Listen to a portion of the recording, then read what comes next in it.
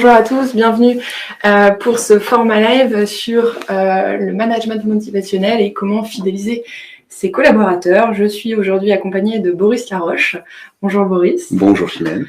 Donc, tu es formateur pour l'Institut François Bocquet en management, en gestion de projet et aussi en gestion du stress. Gestion du stress. La motivation, c'est un sujet qui te touche personnellement. Est-ce que tu peux nous en dire un peu plus sur ton parcours et parler de ça aujourd'hui. Alors mon parcours, un parcours jonché de motivation et de démotivation. En PNL, en programmation neurolinguistique, on parle de métaprogramme aller vers ou s'éloigner d'eux. Ouais.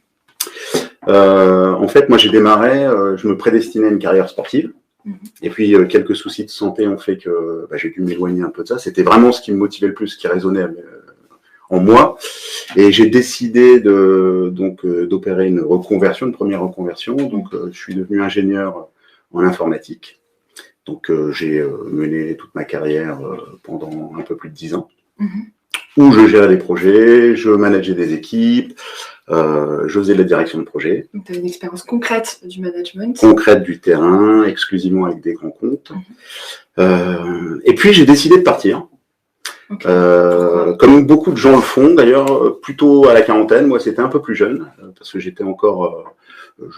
j'avais une petite trentaine, parce que j'avais un projet qui me tenait à cœur depuis pas mal d'années également, dans la musique. Donc je suis parti. Pendant un an et demi, j'ai fait de la production exécutive dans le domaine artistique. Oui. Et cette expérience a plus ou moins ouvert de nouveaux horizons qui ont fait qu'après, je me suis formé. J'ai décidé de me reformer au coaching professionnel, analyse transactionnelle, PNL, etc. Pour me lancer en tant qu'aujourd'hui indépendant dans le coaching et le conseil en entreprise. Donc, tu as un parcours à la fois marqué par la motivation, aussi multiple. Moi, ce que j'aime bien en discutant avec toi et en préparant ce webinaire, c'est ce côté, aujourd'hui, on parlerait de slasher, le fait que tu aies mené plusieurs vies à la suite et en parallèle, encore aujourd'hui. Je trouve que c'est un vrai témoignage, finalement, de l'ère du temps, de ces collaborateurs qu'on peut croiser de plus en plus souvent, qui mènent de front ou à la suite une vie professionnelle complexe et qui sont quelquefois des énigmes pour les managers qu'on rencontre ou pour les entreprises qu'on rencontre. Oui. Parce que comment on fait pour fidéliser tout le monde, mais aussi c'est des gens comme toi qui ont un profil qui avancent avec une grande curiosité. Plus les mêmes besoins, c'est un peu le syndrome de la personne qui monte à l'échelle, qui franchit toutes les étapes, et puis arrive en haut, qui se dit je me suis trompé de mur, hop, je recommence. Et c'est vrai qu'il y a de plus en plus de reconversions arrivées à l'âge de 40 ans. Et les nouvelles générations, elles qui sont beaucoup plus prédisposées à prendre en compte cette notion de changement et d'expérience multiple dès le début. Donc, on va en reparler dans quelques instants avec les personnes qui nous écoutent, donc plus précisément de comment on fait pour fidéliser, comment on fait pour utiliser ce levier de la motivation. Peut-être en quelques règles du jeu pour vous, pour que vous puissiez, qu'on puisse échanger ensemble. Le but, c'est de répondre aussi à vos questions. Donc, n'hésitez pas à nous écrire dans le chat si vous avez des questions pour nous, pour Boris, sur le management et la motivation.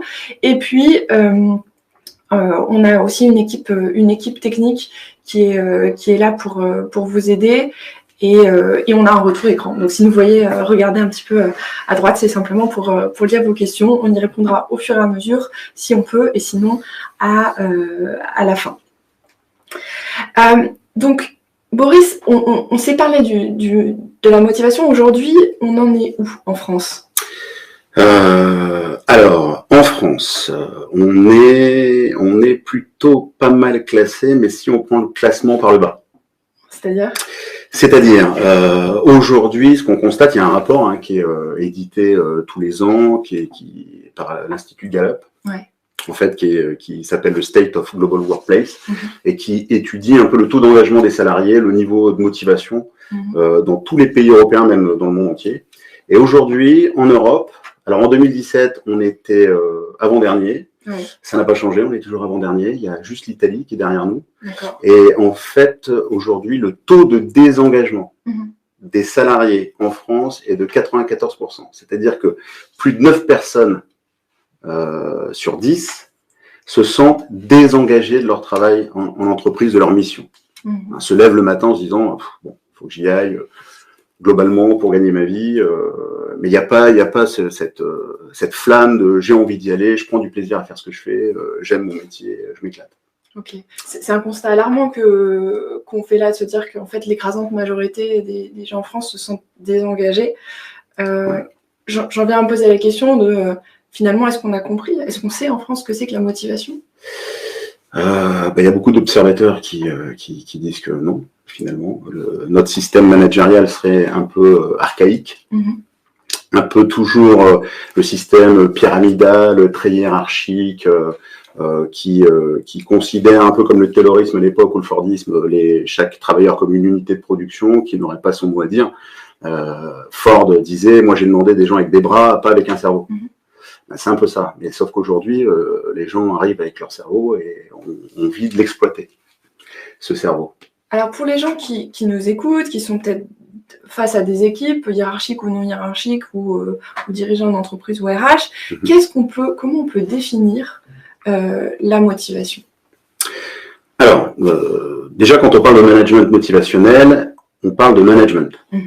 Et le management souvent est défini comme organiser, contrôler, fixer des objectifs, déléguer, une définition très orientée tâche. Moi, il y a une définition que j'aime beaucoup, c'est la définition de l'Institut, qui dit que finalement le rôle du manager, c'est de rendre le travail le plus attrayant possible, malgré d'inévitables contraintes.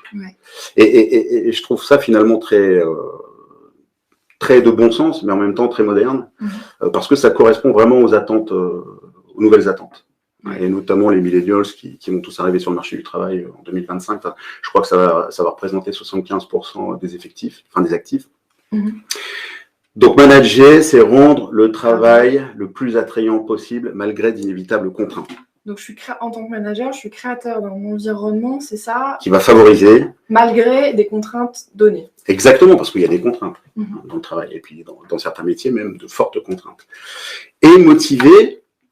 Donc, étymologiquement, motiver, ça vient de motivus. Donc, motivus qui signifie le motif, la cause, et movere qui signifie le mouvement.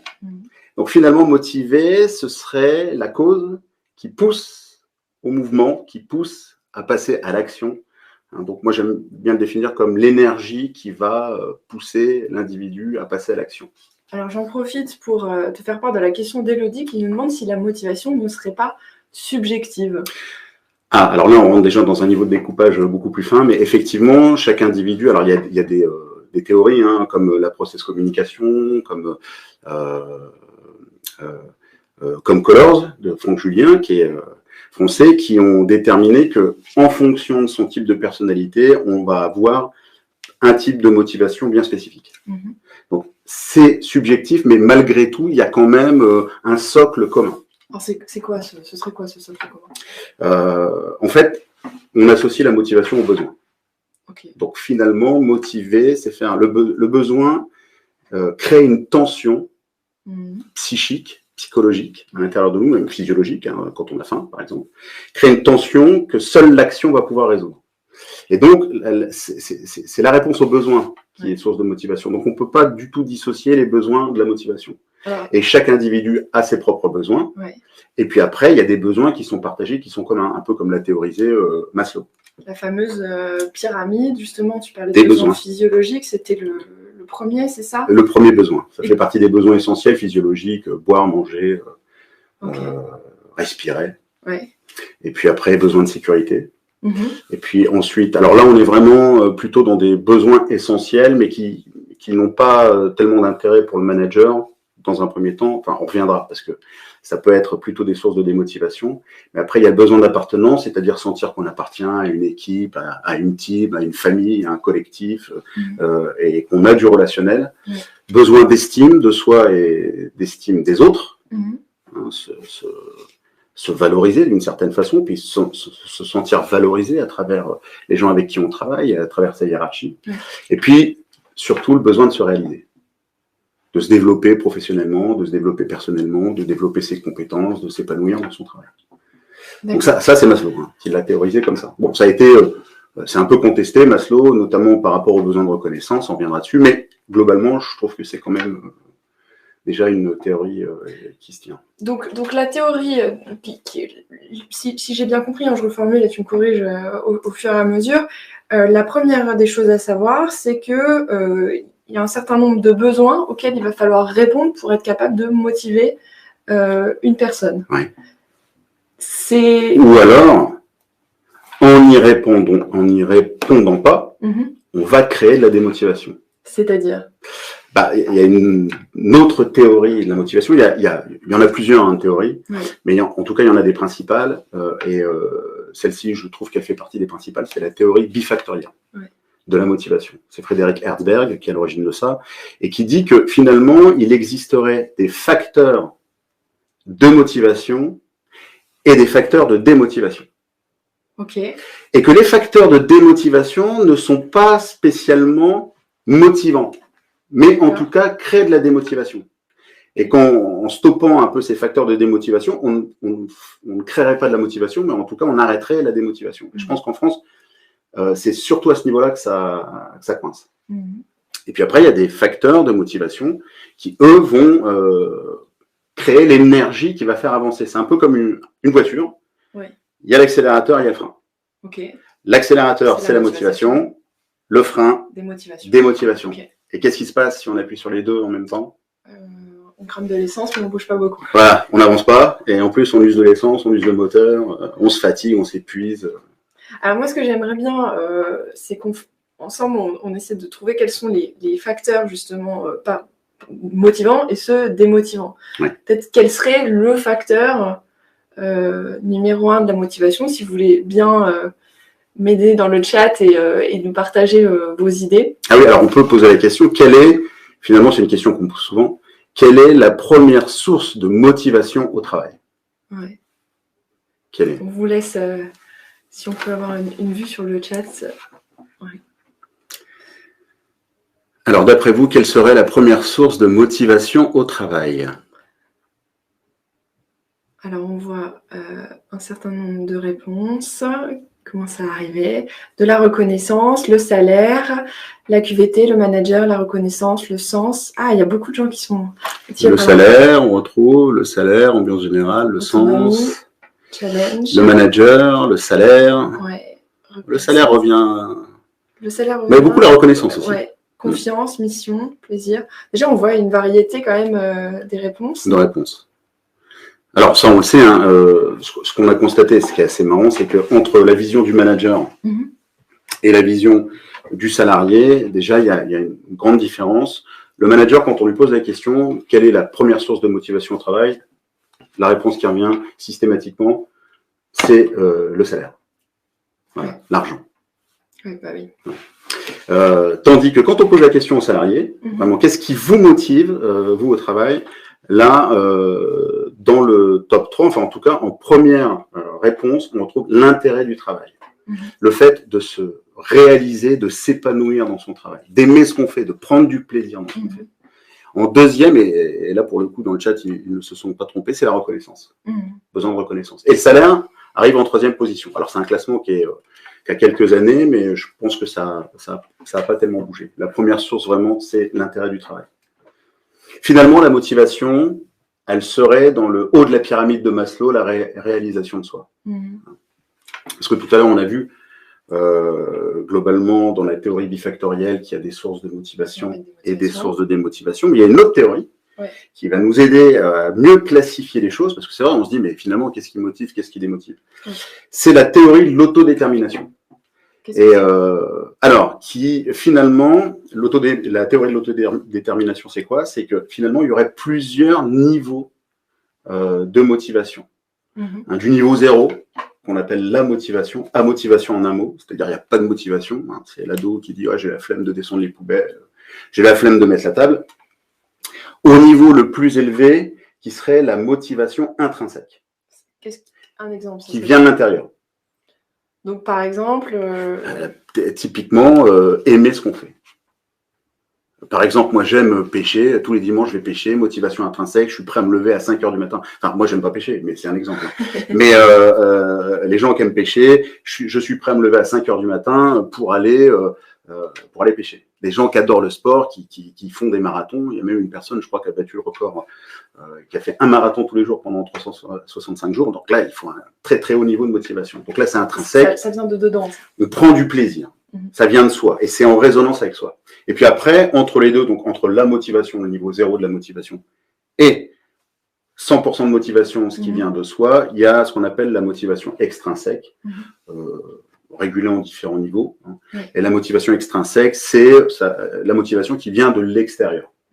Typiquement, quand on était jeune, nos parents qui nous disaient « tu vas faire tes devoirs, tant que tu n'as pas fait tes devoirs, tu n'iras pas sortir, ou tu ne pourras pas jouer à ta console de jeu, etc. » Donc ça, c'est une pression externe. Donc une pression externe dans le contexte du travail, ce serait quoi? Ce serait une règle de sécurité? C'est un processus? Tout ça, c'est contextuel, mais ça va être c'est il faut, tu dois, il n'y a qu'à faucon. C'est voilà, tu dois faire ça, il faut que tu fasses ça. C'est une imposition par, ça peut être le manager, de quelque chose qu'on n'aimerait pas foncièrement faire.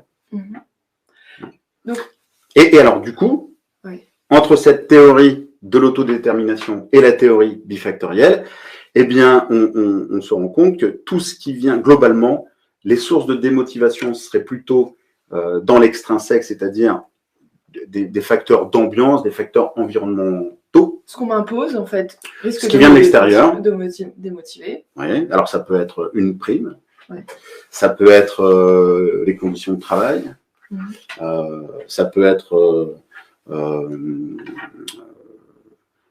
du mauvais matériel, tout ce qui serait extérieur à nous, qui n'aurait pas réellement de lien avec notre façon d'appréhender le travail qu'on fait.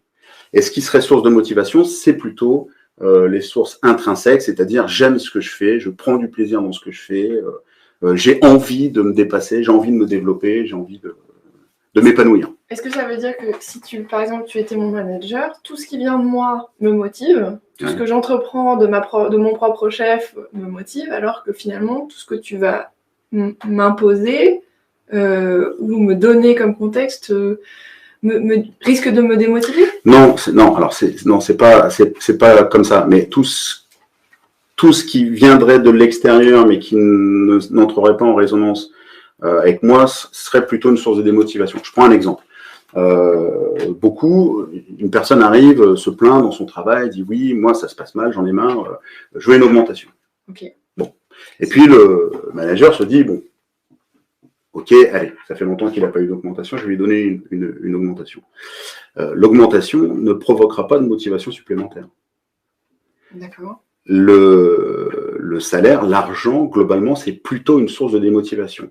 C'est-à-dire qu'une personne qui serait très, très performante dans son travail et qui, à un moment, ne verrait pas d'augmentation de salaire, jamais de reconnaissance de son travail par une prime, par un bonus ou par une augmentation de salaire, risquerait de se démotiver. Mais en revanche, une personne qui n'aime pas spécialement ce qu'elle fait ne sera pas plus motivée par une augmentation de salaire. Ça peut produire une sorte d'effet un peu artificiel pendant 1 mois, 2 mois, ou quelques semaines, mais en aucun cas ça va rehausser le niveau de motivation.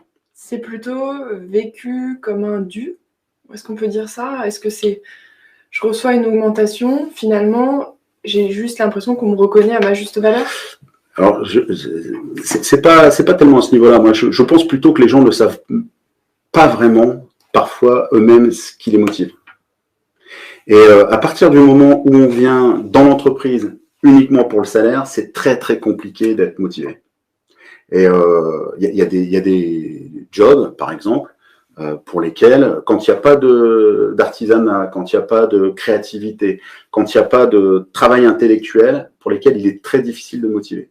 Le seul job du manager, c'est de ne surtout pas démotiver.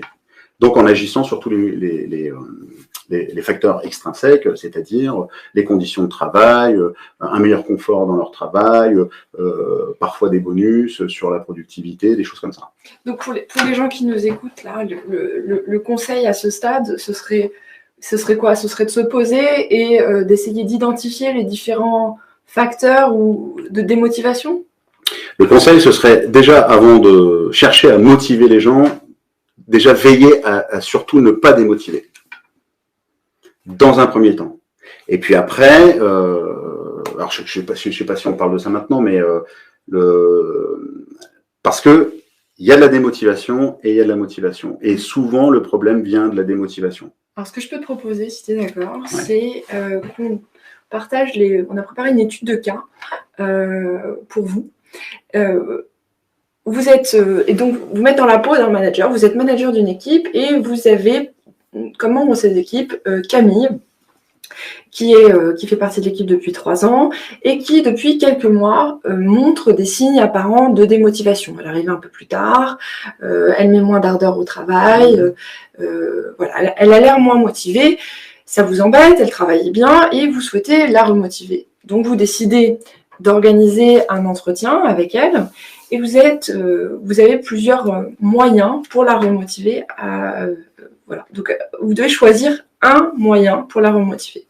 Donc on vous partage là en même temps un sondage avec 4 options, si je me souviens bien. Le premier étant de lui donner une prime pour la rebooster. Le deuxième étant de baisser ses objectifs pour lui laisser le temps de se retrouver. Ouais. Troisième, c'est lui donner une semaine de vacances pour qu'elle revienne avec le sourire, elle se repose un peu. Quatrième étant de lui faire comprendre que si elle se remobilise pas, ça va avoir des conséquences, notamment potentiellement sur son bonus de fin d'année. Et on vous a quand même laissé une porte. Voilà, vous pouvez aussi choisir une autre solution. Encore faut-il redéfinir ce que serait l'autre. Voilà, donc on va attendre quelques secondes, après on vérifiera dans le... Alors ça bouge, hein, avec baisser ses objectifs, 62%. Ouais, c'est très polarisé là pour l'instant. 57-47, 53-47. Donc on voit que pour l'instant il n'y a que deux réponses qui sont sélectionnées. Donc pas de prime. Les gens ont au moins compris que la prime... Ah, si, on a 5% quand même. Une petite prime pour la rebooster. Ouais, ok, est-ce qu'on peut regarder dans le chat ce qui est proposé comme autre réponse juste pour avoir... j'essaie de comprendre ce qu'elle a, redéfinir ses objectifs, l'écouter, échanger sur ce qu'elle ressent. Laurence qui propose de ne pas être intrusive si c'est un problème perso. L'écouter, je lui demande ce qu'elle ressent, comprendre ses besoins, le dialogue, je lui parle pour essayer de comprendre. On a une audience très bienveillante aujourd'hui avec nous. On parlait déjà ce matin de reconnaissance en début d'entretien. Aménager ses horaires, ok. Donc, qu'est-ce que ça t'évoque, toi, ces réponses? Déjà, est-ce qu'il y a une bonne réponse? Alors, justement, là, il y avait un piège, c'est qu'en fait, on n'en sait rien. Pourquoi? Parce qu'on n'a pas posé la question. Quand on fait une intervention, manager, c'est faire beaucoup de relationnel. D'ailleurs, quand on interroge mais la totalité des gens sur ce qu'ils attendent de leur manager idéal, ils attendent surtout qu'ils mobilisent au minimum à 80% des compétences relationnelles, de l'écoute, du dialogue, enfin tout ce qui est du ressort des compétences relationnelles. Et là, pour le coup, c'est se mettre à l'écoute de ce qui se passe, quel est le problème, et surtout de quoi cette personne a besoin pour finalement retrouver son niveau de motivation. Donc, il y a sur une intervention thérapeutique en coaching, en général, il y a 95% on enquête sur quel est le problème et 5% on met en place la solution. Beaucoup de managers ont tendance à 100%, je mets tout de suite en place une solution comme s'il y avait une réponse à tous les problèmes. Non, c'est là, comme le disent beaucoup sur le chat, c'est on va poser des questions, on va s'intéresser sincèrement à cette Camille, savoir ce qui se passe, et puis essayer de trouver ensemble une solution qui pourrait répondre à ses besoins, et en même temps, qui répondent aussi aux besoins de l'entreprise. Quitte a posteriori à choisir parmi une des solutions qu'on a évoquées ou qui ont été évoquées dans le mais ça pourrait être tout à fait ça. C'est le cas dans un ouvrage de Michael Aguilar, L'art de motiver, je trouve, qui est bondé d'exemples très intéressants, qui parle d'une dentiste qui, après 12 ans d'activité, en avait marre de faire des détartrages et puis des bridges ou des choses comme ça, qui a complètement changé pour se lancer dans l'immobilier. Oui. Parfois, la personne est démotivée parce qu'elle s'ennuie dans son travail, parce que c'est trop répétitif et elle ne trouve plus de sens, elle ne se développe plus, elle ne s'épanouit plus. Et puis parfois, ça va être quelqu'un qui s'éclate dans son travail, mais qui ne se sent pas valorisé au niveau salarial comme il se devrait. Donc là, pour le coup, le salaire, d'ailleurs, ça fait partie des top 3 des sources de démotivation. Le salaire serait une source de démotivation. Mais elle aime son métier. On a toujours veillé, déjà, est-ce que tu aimes ce que tu fais? Et si tu aimes ce que tu fais, bon, le salaire, ça peut te démotiver, on peut perdre un bon élément en faisant ça. Donc voilà, là, en fait, Camille, il faut enquêter et lui poser la question, communiquer avec elle et voir de quoi elle a besoin. On avait Charlotte qui nous disait qu'il faut déjà comprendre d'où vient la démotivation. Peut-être c'est perso, peut-être que c'est un manque de challenge. C'est ça. Ça, tu vas nous en reparler tout à l'heure, ou un souci de communication plus général. Donc, on enquête. Si je reviens sur concrètement, moi, en tant que manager, maintenant, j'ai bien compris qu'il y a des facteurs de motivation, des facteurs de démotivation qu'il faut que j'aille éviter, que je vais essayer de comprendre l'autre avant de lui apporter une solution toute faite pour, si possible, trouver d'où vient sa motivation intrinsèque. Oui. Si j'ai bien retenu. Et qu'est-ce que je peux faire d'autre? Quels sont les outils qui sont à ma disposition en tant que manager pour motiver? Alors, globalement, motivation égale satisfaction des besoins. Donc, après, avant de motiver, ne déjà pas démotiver. Et la démotivation, c'est quoi? C'est quand finalement le manager, sans même parfois en avoir conscience, met en place l'atteinte aux besoins. Alors, c'est typiquement le besoin de reconnaissance, un manager qui va passer son temps à critiquer le travail, ou à sanctionner l'erreur, plutôt que la faute. Alors, erreur et faute, est-ce que tu peux nous rappeler Une personne qui fait une erreur, c'est quelqu'un, on demande quelque chose à quelqu'un, et puis il ne fait pas, mais il commet une erreur dans ce qu'il fait.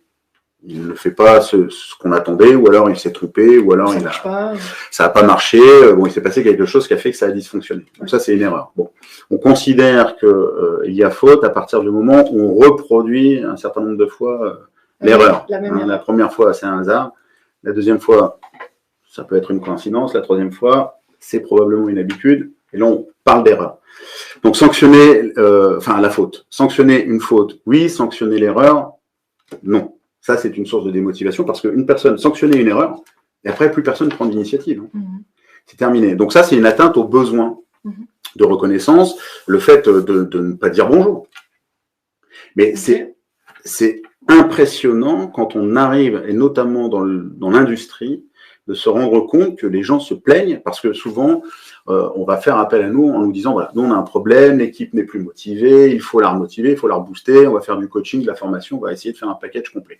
Et puis, on arrive, on audite un peu, on creuse, de savoir ce qui se passe, et on se rend compte que les gens, pour la plupart, aiment leur métier et sont très motivés par leur métier. Mais le problème vient qu'ils sont démotivés par le management. Et notamment, certains disent, moi, mon manager, je le vois, alors la personne se reconnaîtra, mais je le vois que quand il va aux toilettes. Parce que quand il va aux toilettes, il est obligé de passer devant la salle où il y a l'équipe qui travaille, donc c'est le seul moment où il dit bonjour. Et d'ailleurs, il s'amusait avec ça en disant, tiens, il doit aller aux toilettes parce qu'il est venu nous dire bonjour. Voilà. Donc c'est le fait de ne pas dire bonjour, par exemple, ça peut être une source de démotivation. On ne se sent pas considéré, on ne se sent pas impliqué dans l'équipe, le fait de ne pas communiquer sur la stratégie de l'entreprise, le fait de ne pas expliquer pourquoi on met en place telle procédure ou pourquoi on s'est fixé tel objectif. Oui. Donc c'est déjà veiller à ne pas démotiver, et notamment quand on fait des critiques, même si elles sont quantifiées, qualifiées, si on est toujours dans du négatif, là on peut démotiver. On peut créer de la démotivation. Et il y a un outil qui est très bien d'ailleurs pour ça. Lequel ? Pour éviter de faire de la démotivation, c'est la technique du hamburger. Ok. Technique très culinaire, hein, mais qui part du principe, je pense que tout le monde la connaît, elle est connue sous le nom du sandwich, mais c'est de faire du feedback, c'est-à-dire toujours avant d'entrer dans une critique, même si elle est constructive, mais quelque part on va pointer quelque chose de négatif, toujours commencer par du positif, un signe de reconnaissance positif, ne pas réduire la personne à ce qu'elle fait mal, mais aussi lui rappeler quand on démarre ce qu'elle fait bien dans l'entreprise, en quoi elle est utile dans l'entreprise. Donc, alors les signes de reconnaissance positifs, il y en a plein, c'est le bonjour, sourire, communiquer avec la personne, mais c'est aussi faire des compliments quantifiés. Je trouve que vous êtes un professionnel aguerri, j'aime beaucoup ce que vous avez fait la semaine dernière, j'ai lu votre rapport, je l'ai trouvé très pertinent, etc. En même temps, j'ai constaté, et puis là on va faire la critique plutôt négative. Voilà, ça prend 10 secondes de plus, et quelque part, ça redonne un peu d'énergie avant d'en réenlever par rapport à la critique négative.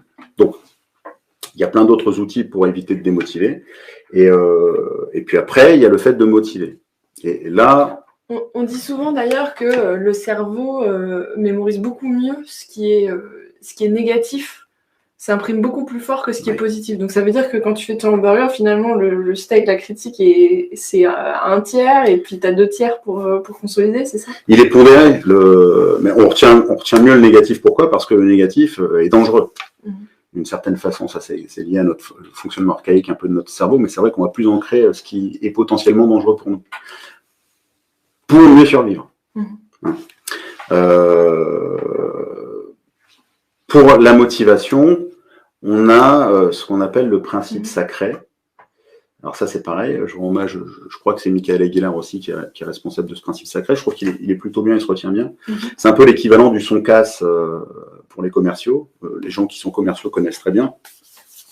C'est finalement, quand je vais faire un acte de vente, le son casse, c'est est-ce que la personne en face de moi a plus besoin de sécurité, d'orgueil, de nouveauté, de confort? Est-ce que c'est le prix qui risque d'être un frein à l'acte d'achat? Est-ce que c'est le capital sympathie? Enfin voilà. Donc ça, c'est le son casse. Et on a la même chose un peu dans la motivation, c'est le principe sacré. Donc il y a le besoin de sécurité. Oui. Donc, alors, sécurité, bien évidemment, il y a des choses, un CDI, c'est mieux qu'un CDD. Sécurité, c'est le côté financier. Mais c'est aussi le côté créer une charte éthique de fonctionnement qui encadre un peu les comportements de toute l'équipe. C'est créer des règles de sécurité. C'est fixer des objectifs précis. Alors justement, sur la question des objectifs, j'en ai vu passer une.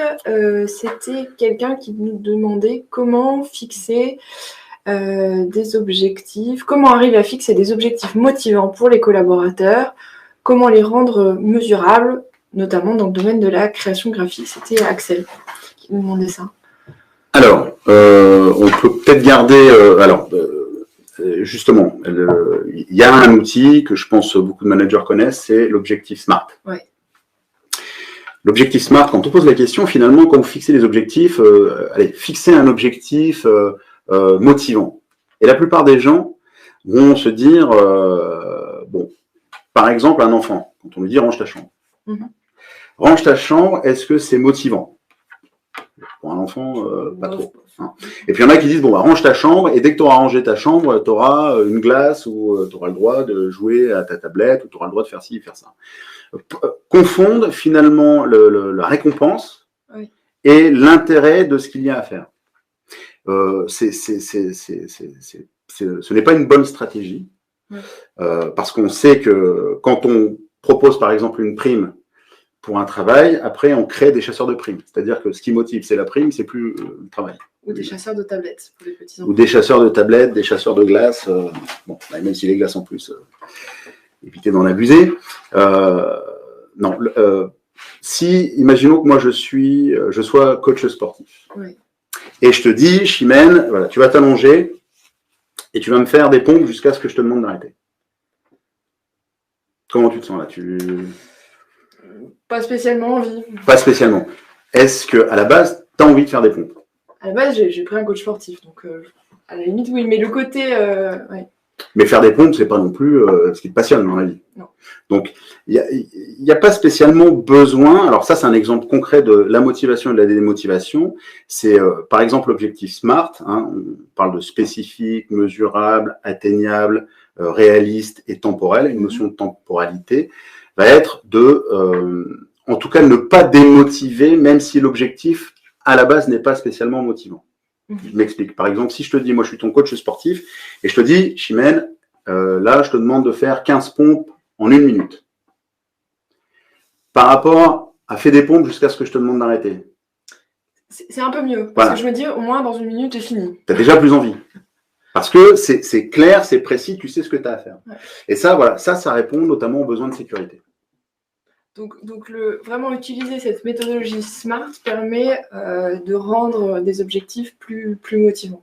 De rendre des objectifs, même si à la base ne sont pas motivants, parce qu'il ne faut pas non plus se le cacher, dans l'entreprise, on ne fait pas tout ce qu'on aime, hein, oui. Même si l'intérêt c'est de faire en sorte que les gens prennent le plus de plaisir possible dans ce qu'ils font, hein, mais parfois on fait des choses qu'on aime moins, hein, un commercial qui va devoir rédiger des rapports, préfère être sur le terrain avec des clients, négocier...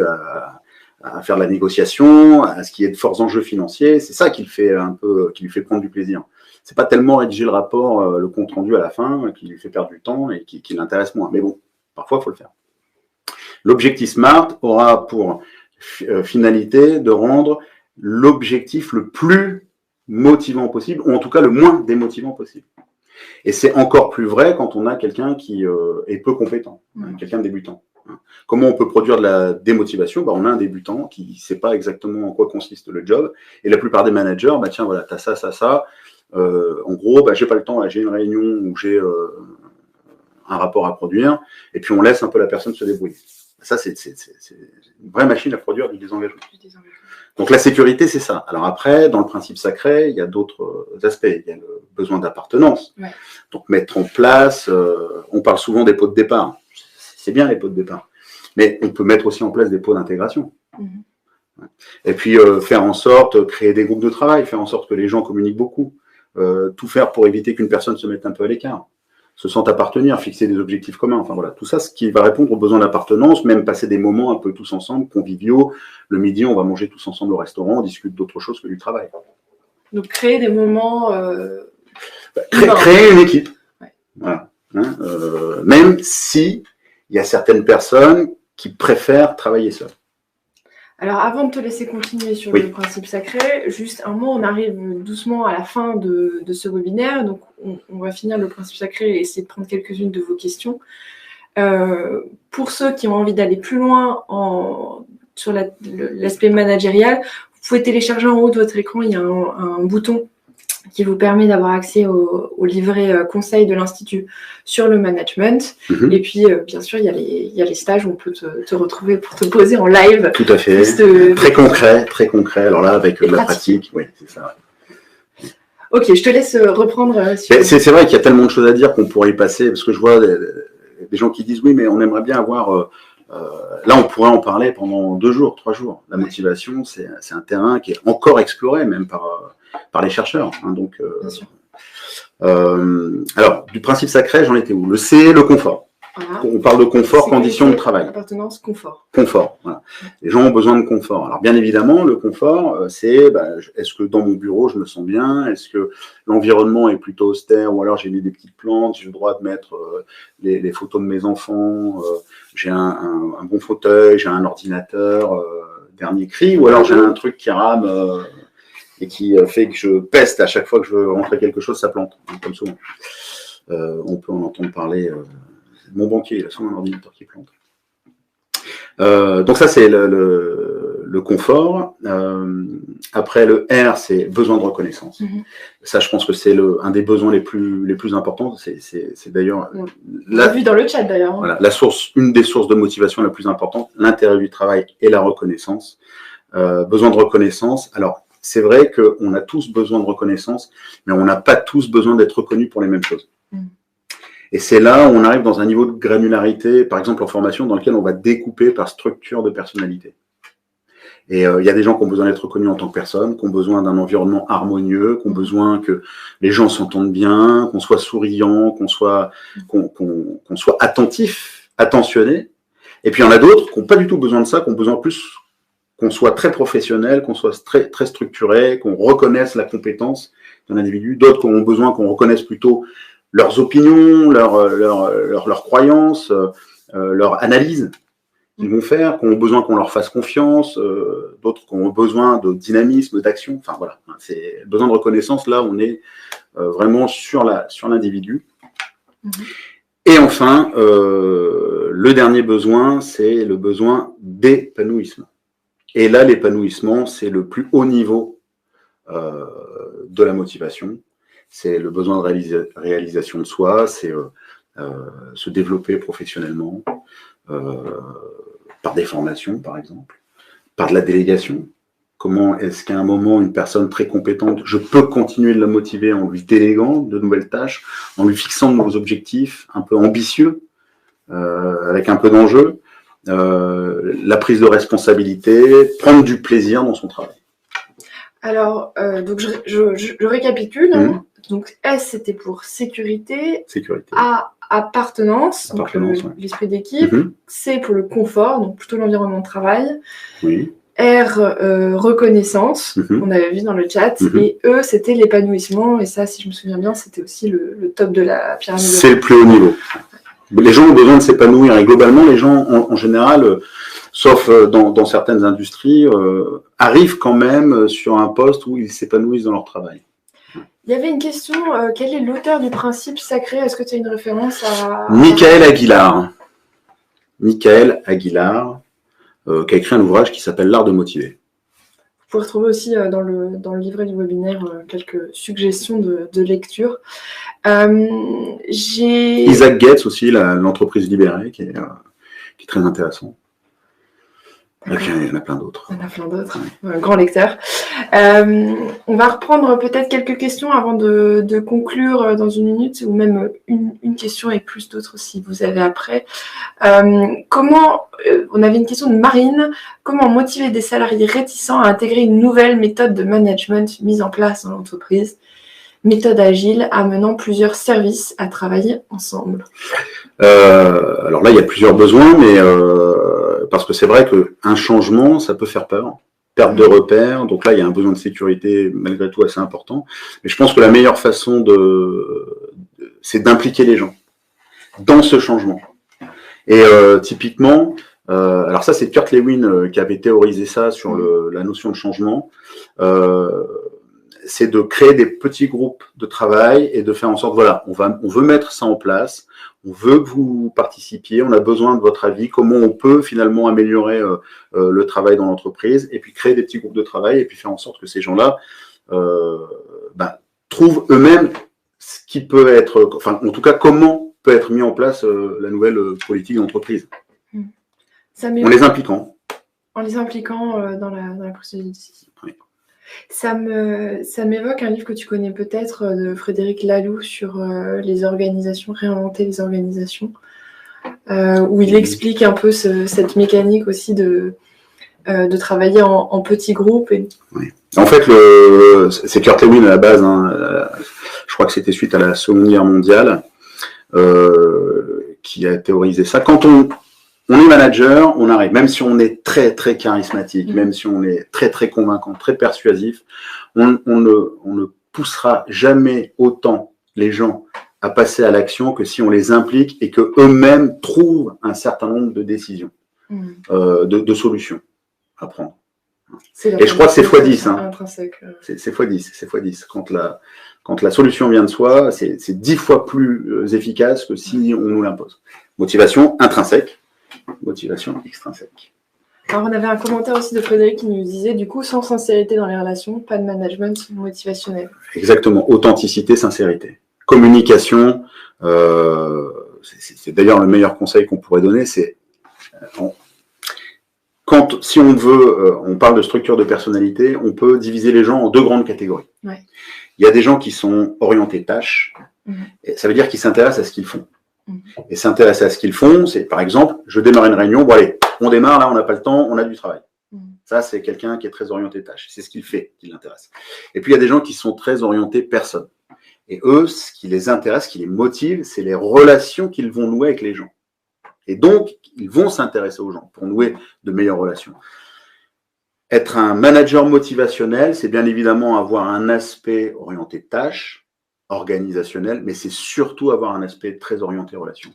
Et s'intéresser aux gens sincèrement, avoir envie de comprendre quels sont leurs problèmes pour après mettre la bonne solution sur le bon besoin. Je crois que c'était le mot de la fin. Donc intéressez-vous à vos collaborateurs. En tout cas, c'est le message que moi j'ai retenu de ce webinaire. On a encore plein de questions. J'aimerais beaucoup qu'on puisse y répondre. Malheureusement, le temps est imparti et écoulé. Donc on serait ravis de vous retrouver en stage et lors d'un prochain webinaire pour continuer à échanger. Merci beaucoup, Boris. Merci, Chimène. Merci à vous tous pour votre écoute, votre participation active et vos commentaires. N'hésitez pas à télécharger le livret, à nous appeler si vous avez envie, besoin et à nous écrire aussi pour nous partager votre ressenti sur ce webinaire. Je vous souhaite une bonne journée et à bientôt.